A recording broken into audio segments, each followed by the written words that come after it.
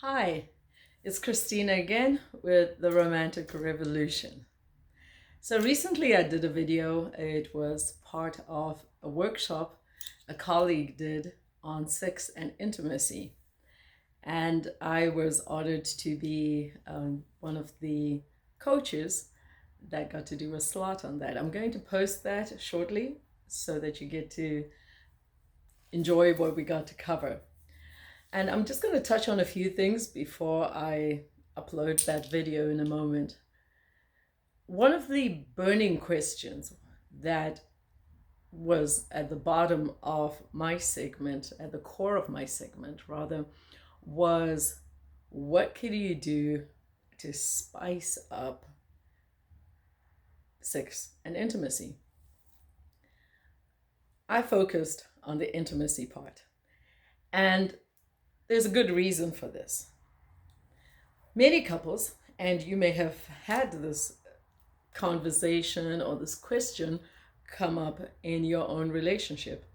Many couples or many people want to know that when things get monotonous or they become a bit of a lull in your relationship, what can you bring into the relationship, into the bedroom, to get things fiery again?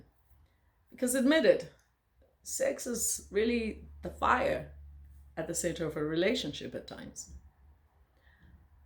I would not go as far as to say, well, you know what, bring in new toys, bring in new moves, maneuvers, etc. Because that's like putting duct tape on a situation, right? There's got to be an underlying issue if things have become concerning for you to a point where you feel you have to introduce something else. So I have this proposition instead.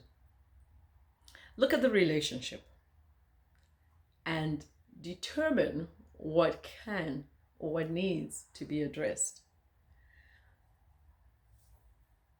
I remember a time when I had a minor operation, and after a few days of totally trying to follow the doctor's orders and instructions on how to recover speedily and well, I noticed right over the incision where the stitches were, there was like a clear watery substance coming out.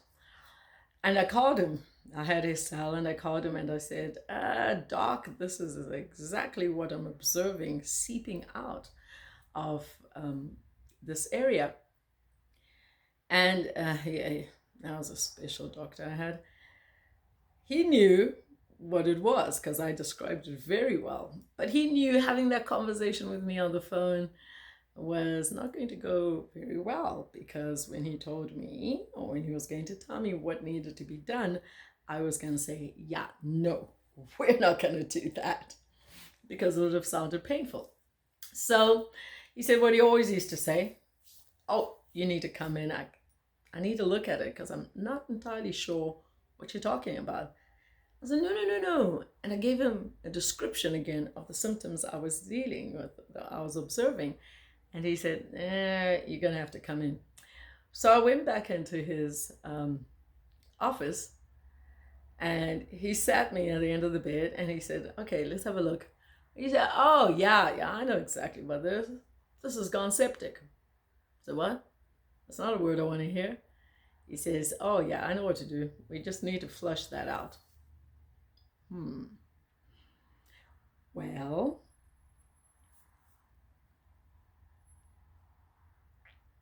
yeah, I can still feel a bit of pain. I was back in 2002, mind you.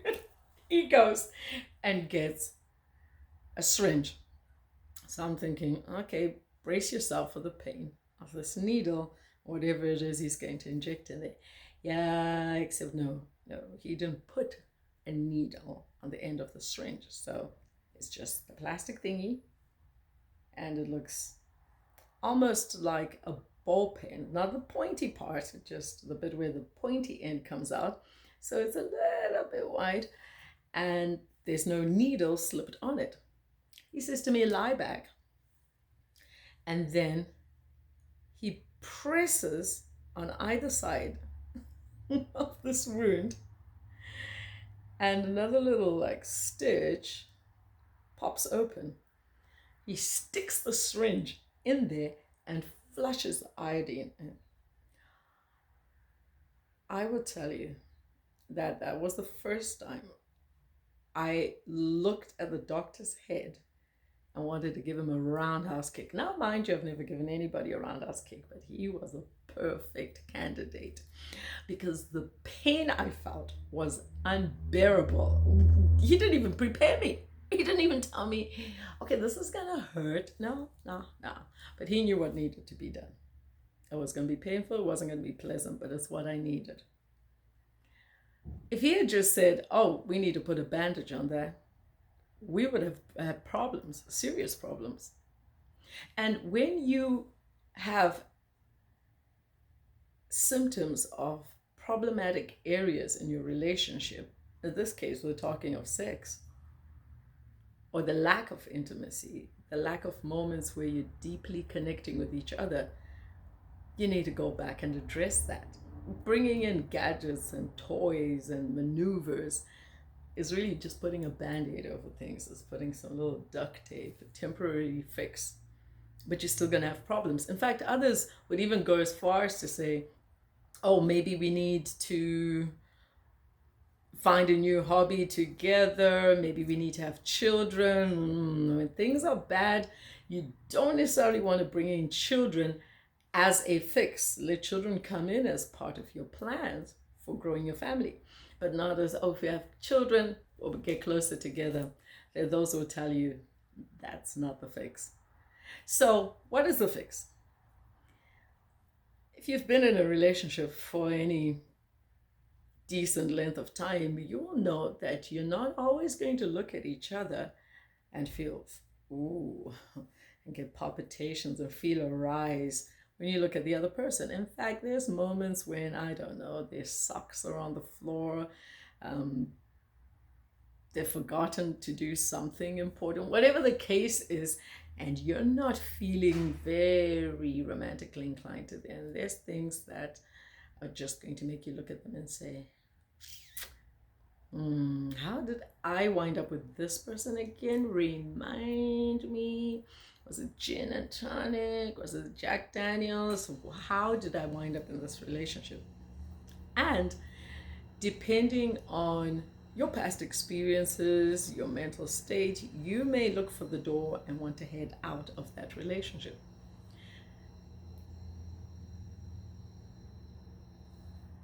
In the situation where there's physical abuse, or a situation is totally untenable, yes, of course, then a door is always to be considered.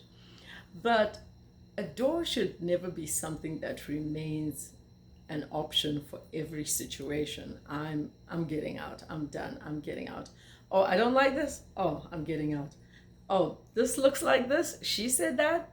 This is how, you know what? Let me dodge a bullet. Well, that's actually a torpedo. I am out of here. So you don't always want to run for the door, because what that does is create an unnecessary amount of pressure and a fear of loss on the other person, where they may eventually get to a point of saying, I'm always afraid they're going to leave me. You know what? Let me just bite the bullet and be done with this relationship, because it looks like no matter what I do at any point, they're going to leave me. They're going to quit on this relationship. So why prolong the inevitable? Let's just kiss and say goodbye, get over and done with. So a door and wanting to get out isn't something one should mention casually. It does really affect the other person. Or let's just break up. Well, maybe this is not working. Maybe this is not for us. Those are words you should really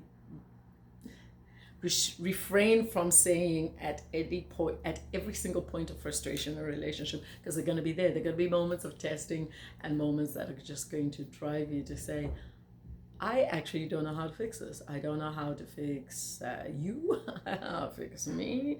I don't know how to fix us. So maybe this isn't it. So let's forget the door for a second and let's make it invisible. opting to leave or desiring to leave the whole time as a relationship looks like it isn't working, or the sex isn't as you wanted it to be, or there's a lack of intimacy, can sometimes show that there's lack of commitment, either from yourself, or you're committed to making it work, but you feel the other person is not equally invested, and it's a tug of war on your own. You're winding up on the ground, on your bottom too. So if there's commitment from both people and they've decided this is it, we're going to make this work, one of the crucial things that makes it easier, or that makes staying together more possible, even in the hard times, is if there's friendship at the bottom of it all. That's the biggest key. So what are we saying? Ideally, you're friends first and then a relationship grows. Yes. Does it always work like that? No. Sometimes chemistry overtakes that and things wind up evolving into a romantic relationship first. And then you're like, okay, so we've got this. And then there's the days and the moments you're figuring out who you are with them, who they are, who you thought they were, and who they are turning out to be with you.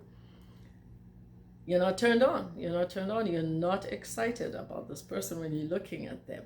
It doesn't mean the relationship is necessarily wrong.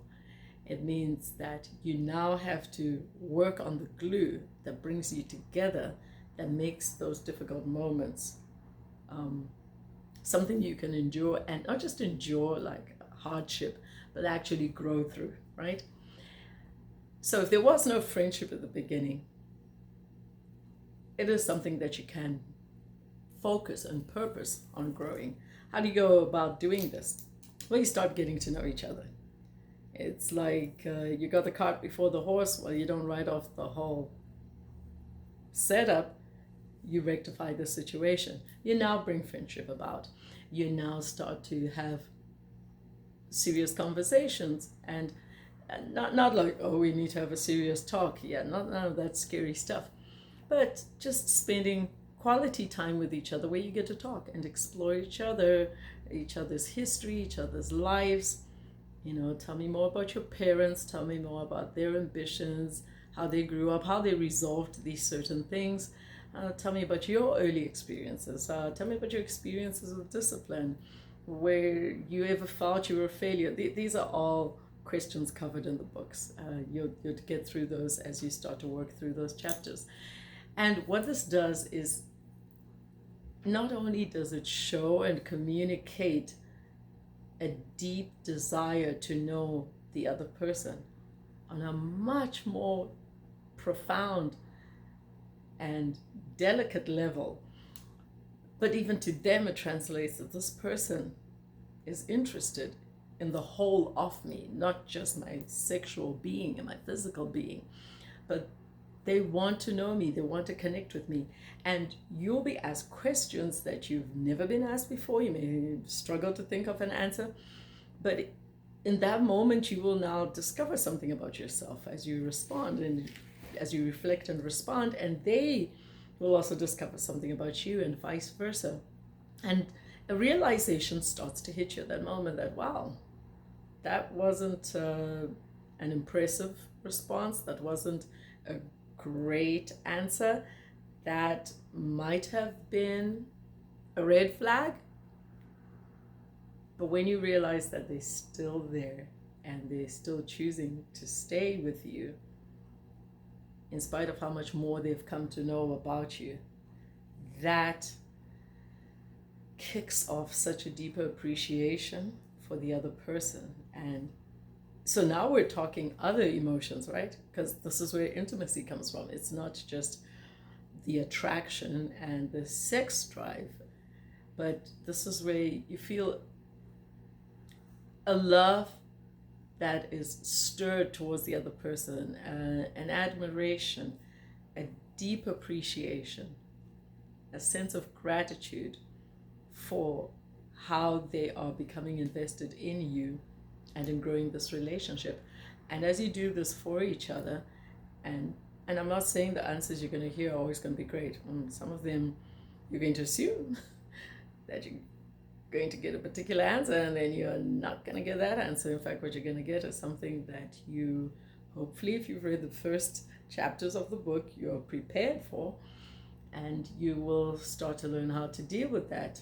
And remember that a person is entitled to their own reaction, but they also have to govern their reaction with maturity and sensitivity so that they don't hurt the other person or force them to shut down and stop this process of becoming more intimate. And when those feelings of intimacy are stirred up in a person after they've become so vulnerable and exposed so much more of themselves that they may not even have thought anyone would want to know, that communicates in what they do. Extreme emotions need to be expressed. You will know this from your own life. When you're extremely angry, you need to let it out. When you're extremely frustrated, you need to let it out. When you really don't like somebody, you will borrow, beg, and steal every opportunity to let them know that I don't like you. And when you do like somebody, you will also find opportunities to express that. You will use your own love languages, things that you feel are ways that you can show somebody you love them. And if you're attentive enough, you also have seen things that they register as acts of love, and you also do those things for them. So your own way of expressing love as well as what they appreciate as expressions of love. So when that overflows now back to the bedroom, what you will then see is such a deeper connection coming out. You wouldn't even have introduced new things or any variations to your sex life. It's just even what you were doing becomes so much more deeper. I know I'm using the word deeper a lot. The passion is not only revived, it's on a whole nother level. All right. So is there a shortcut to this? No. If this is a person you intend to stay in a committed relationship with, then definitely this is the way to go. If this is someone you're just having a tryst with and you want to experiment all kinds of, things that can please you or satisfy you or stir up a greater appetite in your sexual life, well, unfortunately, I'm not the coach for that. There's a coach for that. But I would come in on the area of intimacy. And as a person opens up, there may be things they will feel like, look, I don't really like to talk about that. I start to relive that and feel that pain again. You don't have to force them to, but encourage them and say, look, I understand you will go through all that again as you go through all the detail. I don't want the abridged version. I don't want the little, what do they call those student study guides? I don't want the footnote version. I want the detailed version. Yes, you're going to go through it, but I want to go through it with you. This time we go through that experience together. And what it does is it now brings that person into your life, not where you're just meeting on a sexual level, but all sorts of layers, even in your past, now come and they connect together with that person. That is true intimacy. That can be faked, can't be shortcutted, if that's a word. You can't pretend around it or fudge your way around it or I heard what she said. No, you have to listen and absorb it. Feel the discomfort, feel the ease, feel how they felt about it. And that's how you achieve that level of intimacy. I'll go through the video of the recording of that session that I did. And I hope it enlightens you a lot more and it gives you more direction in your romantic development in your relationship. All right, so from Christina at Do Ask, Do Tell Romantic Revolution. That's it for today. See you soon. Bye.